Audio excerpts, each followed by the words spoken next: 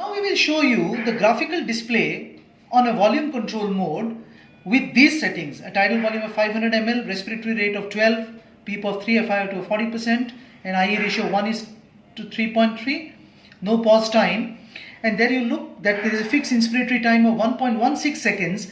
Interestingly, there is also a fixed flow time, 29.1 liters per minute.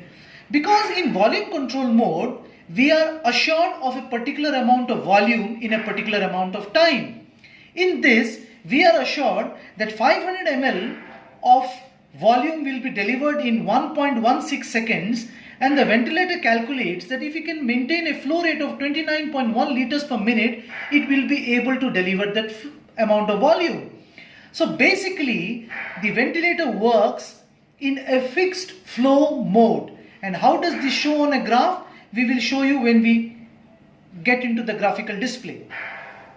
If you can see, there are three graphs on display. The upper one is showing 40 centimeters of water. Centimeters of water means that this is a pressure graph. The next one is showing in liters per minute. So this is the flow graph. And the third one is showing as ml, which is the volume graph. Let us look at the flow graph first. If you see, there is a baseline here. So this baseline is, anything above is inspiration, anything below that baseline is expiration. Look at the point where the breath starts. It starts here and then it goes up and remains flat. This rise is known as a rise time. So if you change the rise time, the upward movement, the target movement will accordingly be slow or fast. It's not as important, but we'll show you in graphs how it happens. And then there is a constant flow. And there is a point where the flow changes from inspiration to expiration, which is the cycling point. And then you can see that the breath immediately goes into expiration after a particular amount of time has passed, because we all know that volume control modes are time cycled. If you look at the pressure curve, because the volume is building up, the pressure also builds up and reaches a peak at the cycling point. So the pressure on a volume control mode picks up, reaches a peak and then drops. In the same pressure graph, you can see a baseline, but the pressure does not drop to the baseline because we have applied a PEEP of 3. Let us change the PEEP and see how the baseline changes. Keep following the pressure curve and see the baseline will rise. It is rising up and up because now we have a PEEP of 10. So this is the end pressure, expiration. So the pressure builds up from PEEP to the peak and then drops. And if we bring the PEEP to 0, you can actually see that the pressure curve will touch the baseline. It's going to touch the baseline because baseline is reference 0.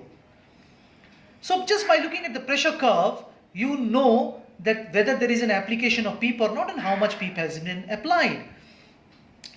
If you look at the additional values here, we find that there is a peak pressure, but there is no plateau pressure which is on display because there is no pause time which has been put in place. Now let's go to the volume control mode again and put a pause time. Let's say of 5%, and let's see what happens to the graph. You can appreciate a change between these two graphs here. As you can see that the flow reaches, but it does not cycle at this point. There is a flat line of no flow, but this is part of the inspiration.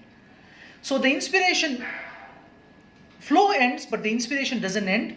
And this pause is where the plateau pressure can be calculated. If you look at the pressure curve, it peaks to a particular level, then drops down and then plateaus.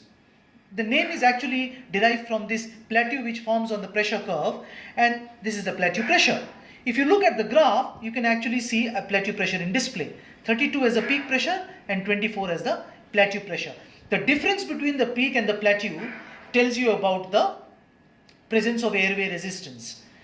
So here the only thing which has changed is that there is a pause which has been added at the end of inspiration so that we can calculate the P plateau.